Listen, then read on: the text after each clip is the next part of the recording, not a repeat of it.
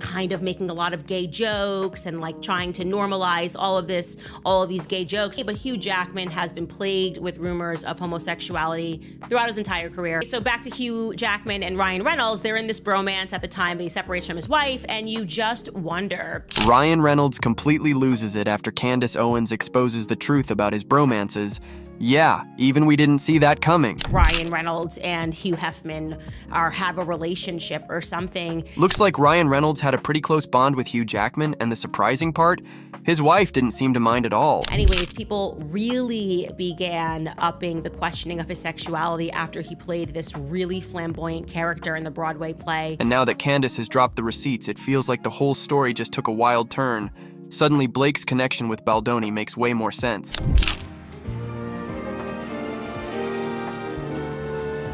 That happened to Justin Baldoni, whether or not he wants to admit that or sees that. The truth finally exploded when Hugh Jackman got pulled into Blake Lively's lawsuit. Otherwise, this whole twisted mess would have stayed buried. It's because we are learning that Hugh Jackman, Wolverine, will be deposed. And I suspect that might be making Ryan Reynolds extremely nervous, and I'll tell you why. That's exactly why I'm saying Candace Owens just dropped a bombshell, one that made everyone stop in their tracks. She revealed that Hugh Jackman is officially set to be deposed in the case, and just like that, everything people thought they knew got turned upside down. They went back and they did some filming after the SAG-AFTRA strike, and somebody had admitted that they had done all of that dog pool filming. I said dog poo. Dog pool filming? More like dog poo, because let's be real, Jackman isn't just some innocent bystander here. He's been right there, side by side with Ryan Reynolds this whole time, especially during the production of It Ends With Us. And that's where things start to look real suspicious. The guy trying to replace Ryan as a husband and me as his best mate. Holy what the hell are you doing messing with my best buddy's wife? Think about it. Jackman wasn't even in It Ends With Us, yet there he was, not just hanging around the set, but closely connected to the power players behind the scenes. Hugh Jackman was also in the now infamously cringe It Ends With Us promotional skit that had nothing to do with promoting the movie, which was about domestic violence, where Ryan directed it and he brought in his mom and Blake was in the background. We learned that. Candace directly calls out Jackman's role in that now infamous promotional skit directed by Ryan Reynolds. A skit so weird and painfully awkward, it felt like a high school bullying session on steroids. That Hugh Hefner then appeared at the It Ends With Us premiere. Again, not his movie. Kind of weird that he's hitting the red carpet with them. He obviously knows what is going on. What would that conversation have been on the way to the premiere? Reynolds orchestrated the whole thing. Blake Lively made a background appearance, and as for Jackman, he didn't just play himself. He played a version of himself that openly mocked Justin Baldoni to his face. The skit wasn't about promoting the movie at all. It had zero connection to the actual plot. It was pure humiliation, plain and simple. So he was one of the unnamed dragons, if you will, in all of this. And it looks like for that, he is being awarded for his contributions with a deposition. And Jackman didn't stop there. He even walked the red carpet at the film's premiere, flashing smiles for the cameras like he was part of it, despite having zero involvement in the project. That's not just friendly support.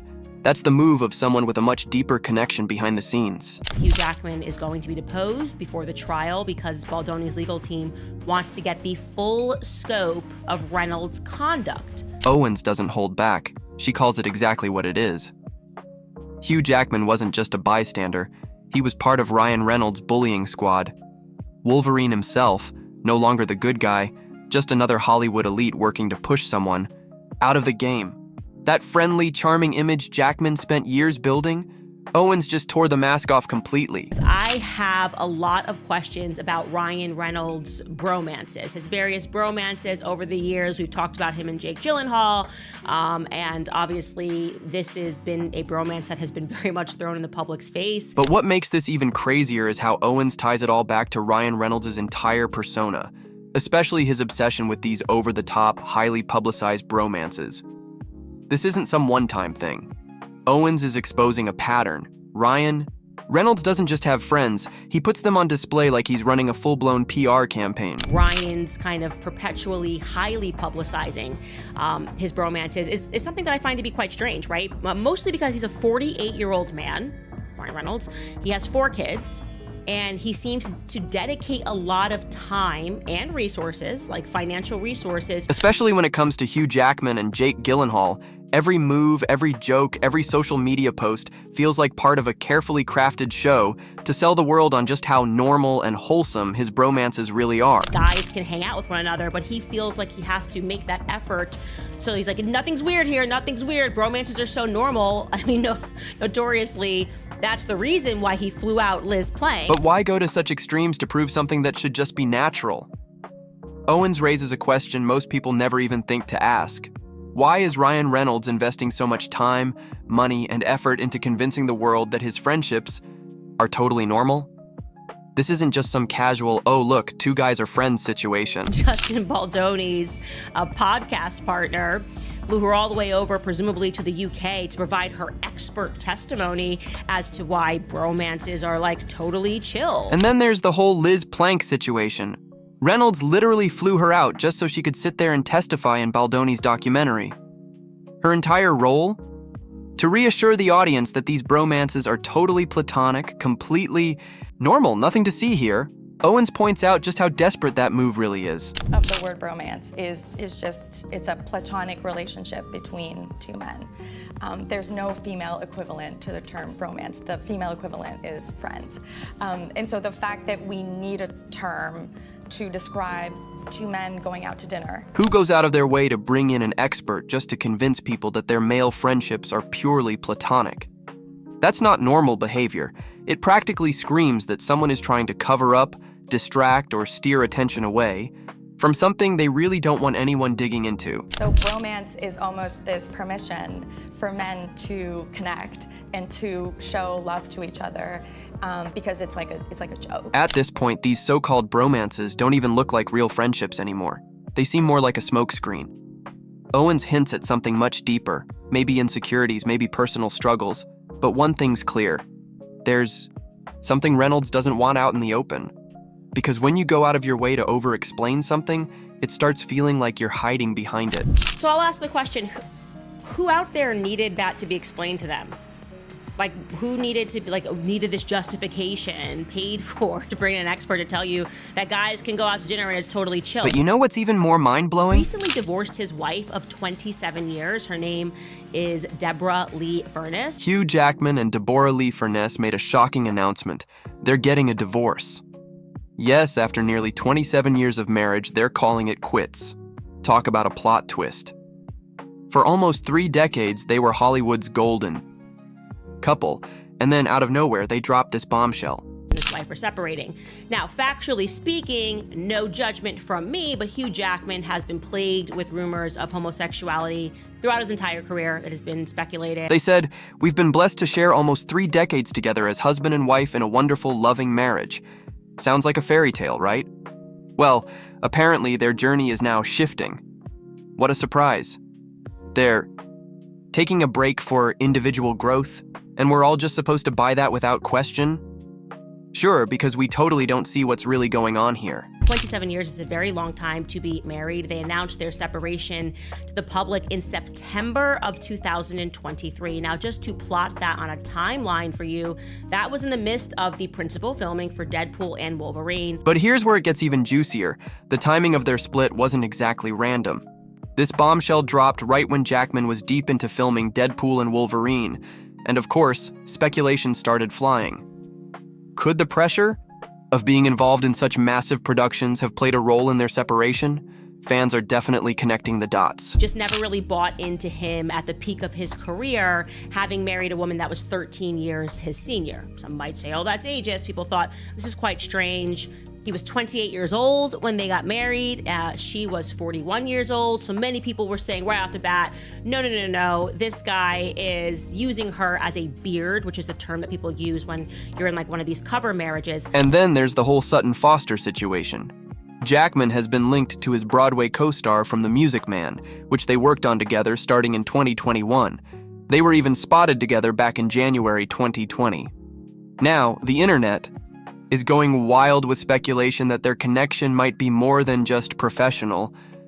But of course, Jackman insists it's strictly work-related.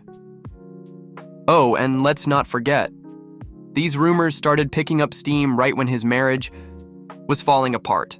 A little too convenient, don't you think? And like I told you, that accusation, it can be real. In a lot of circumstances, it goes on a lot in Hollywood. And just to add more fuel to the fire, Hugh Jackman and Deborah Lee Furness never had a prenup. Yep, you heard that right. After almost 30 years together and a combined net worth of around $250 million, you'd think they would have had their financials locked down, but nope. Now, as they part ways, they have to split everything right down the middle. Not exactly a clean break, especially when no prior arrangements were in place. Talk about a messy situation. Anyways, people really began upping the questioning of his sexuality after he played this really flamboyant character in the Broadway play. And wait, there's more. Jackman's sexuality has been a topic of speculation for years. The fact that he married someone 13 years older than him and has taken on roles involving same-sex interactions has only fueled curiosity. People have been questioning it for a while, and with everything going on now, those conversations are resurfacing in a big way. Hugh Jackman opted to kiss his male co-star throughout this production, even though in the original screenplay, there was no kiss between the male stars. Jackman has always brushed off these rumors, but with the timing of his split and his growing closeness to Foster, the gossip mill is in overdrive again. Is he just a misunderstood guy caught in Hollywood drama? Or is there something deeper that no one's addressing? One thing's for sure. The public's curiosity about his personal life isn't fading anytime soon, especially now that his high-profile breakup has everyone talking. It's a lie. It's just the bottom line, so it's just offensive. If he was gay, fine, he would say he's gay. It has gotten so out of whack that they say it's stupid. Meanwhile, on the other side of Hollywood, Blake Lively is making waves of her own. In December 2024, she took legal action against Justin Baldoni, accusing him of sexual harassment and retaliation. But Baldoni wasn't about to let that slide. He fired back with a countersuit, claiming defamation and extortion. What started as a private dispute quickly spiraled into a full-blown courtroom showdown, grabbing headlines and turning into one of the most talked-about celebrity legal battles of the year. Anyway, so back to Hugh Jackman and Ryan Reynolds. They're in this bromance at the time he separates from his wife, and you just wonder if that's also partially the reason why Blake's team is adamant that they need this AEO determination. And this is where things take an even wilder turn. Blake Lively's legal team has been scrambling to keep certain personal details under wraps, specifically text messages between Lively, her husband Ryan Reynolds, and their close friend Taylor Swift. The big question? What exactly are they trying to hide? Is it just about protecting private conversations from leaking to the press, or is there something bigger at play? Could the rumors surrounding Ryan's sexuality be fueling this? Secrecy? The speculation is running wild and the internet is desperate for answers. They want the judge to agree to an attorney's eyes only designation. And here's where it gets even more suspicious. They went as far as filing for a protective order, requesting certain documents be marked as attorney's eyes only, AEO. This means the public wouldn't have access to these potentially explosive communications. But let's be real. When celebrities take such extreme legal measures to keep something hidden, you have to wonder, just how damaging could these messages be if they ever saw the light of day? The stakes are high, and the speculation is only getting crazier. To protect, as they term it, highly confidential information that could destroy the careers of the third-party people that are involved. Okay, so third party meaning they're not listed in this lawsuit as plaintiffs or defendants, but they're third parties and they're going to get deposed. But the judge wasn't about to just sign off on this without scrutiny. Instead, he took a deeper dive and ruled that only specific types of information, like trade secrets, security measures, and deeply personal details unrelated to the case, would be protected. Still, he didn't ignore the elephant in the room. He acknowledged the very real risk that some of this confidential info might still leak, making its way into the tabloids. And let's be honest, in Hollywood, secrets don't stay buried for long. It just makes you ask what truth could be so poisonous to someone's career that if revealed, it would be over. Now just imagine the absolute chaos if private text between Blake Lively and Ryan Reynolds, or even Taylor Swift, somehow went public. It would be like pouring gasoline on an already raging fire. The judge wasn't blind to that risk, but at the same time, he knew this case was already spiraling into a media circus. And with every new twist, the mess just kept getting bigger. It would have to be that in some manner or another, that person is a fraud, right? In some manner or another, that person is a fraud. So whether it's how they're publicly presenting their sexuality, whether it's how they're publicly presenting their brand. Baldoni's legal team was not having it. They felt Lively's side was going overboard with their attorney's eyes only request. In their view, there was no reason to lock everything away. Some details were actually relevant to the case. Their argument? If there's nothing to hide, why make this more complicated than it has to be? And just like that, the battle over what stays secret and what gets exposed took center stage. So Blake Lively's team was like, we want to be able to decide by ourselves as attorneys that this text message between Taylor and Blake Lively is AEO, which means no one else can see it but the attorneys. Baldoni's team wasn't buying it. To them, this whole secrecy push was just a tactic to drag things out and complicate the discovery process. They argued that the attorney's eyes-only request was completely unnecessary. Just another Hollywood-style delay. But let's be real, playing hardball in a case this messy? That's a gamble, especially when confidential details could set the entire industry on fire.